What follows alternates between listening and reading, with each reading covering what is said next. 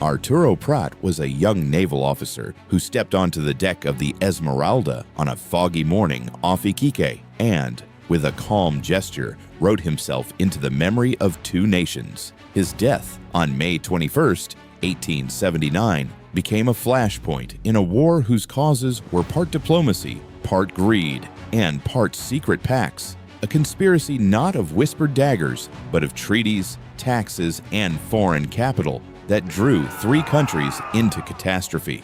To understand why a lieutenant's final charge mattered, you must follow the money. The Atacama Desert's coastal plain, barren to the eye, hid the richest commodity of the age in South America: nitrates. These minerals fertilized fields and fueled industry in Europe. British and other European investors poured capital into nitrate companies, rails, and ports that sat on Bolivian soil but employed Chilean labor and were controlled by Chilean firms. One firm in particular became the trigger. In 1873, Peru and Bolivia signed a secret defensive alliance, a compact known to a few statesmen but hidden from public debate. That treaty transformed disputes over mineral rights into geopolitical obligations. In 1878, Bolivia moved to impose a new tax and to confiscate the assets of the Antofagasta Company when it refused to pay. Chileans in the region erupted. Santiago argued Bolivia had violated earlier agreements protecting Chilean interest. On February 14, 1879, Chilean troops occupied Antofagasta. The secret Peru-Bolivia pact meant Lima could not remain neutral. Tensions escalated rapidly. On May 21, 1879, off the port of Iquique, the wooden corvette Esmeralda faced the Peruvian ironclad Huáscar. Captain Arturo Prat, seeing his ship doomed against a better-armed opponent, led a boarding party and fell in hand-to-hand combat. His last act, seizing the enemy's ensign before being cut down, became mythic in Chile.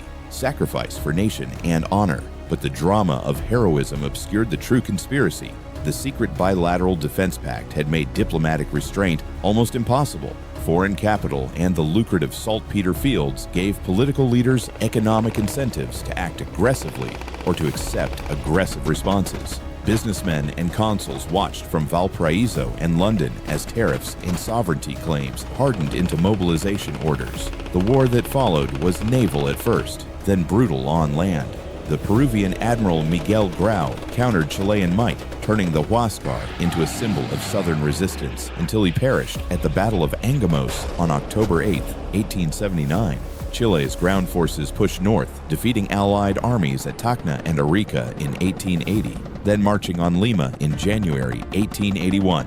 The capital fell after the bitter battles of San Juan and Miraflores. Peruvian institutions unraveled under occupation, and internal coups and rival juntas in Lima fractured any coherent defense. When the dust settled, the Treaty of Ancón in October 1883 handed the nitrate-rich province of Tarapacá to Chile and left Tacna and Arica's fate to be decided later, a painful territorial rearrangement that reshaped economies and identities. The war fed into long-term resentments, political upheaval, and migrations that would scar Bolivian access to the sea and Peruvian sovereignty for generations. The conspiracy then was structural. A secret alliance that turned a commercial dispute into an obligation to fight, and an international economy that made control of a desert's mineral wealth worth armies and navies. Arturo Prat's body became the symbol of that collision. Courage at sea, myth made of sacrifice. While behind the scenes, the saltpeter market, foreign investors, and closed-door treaties dictated the map.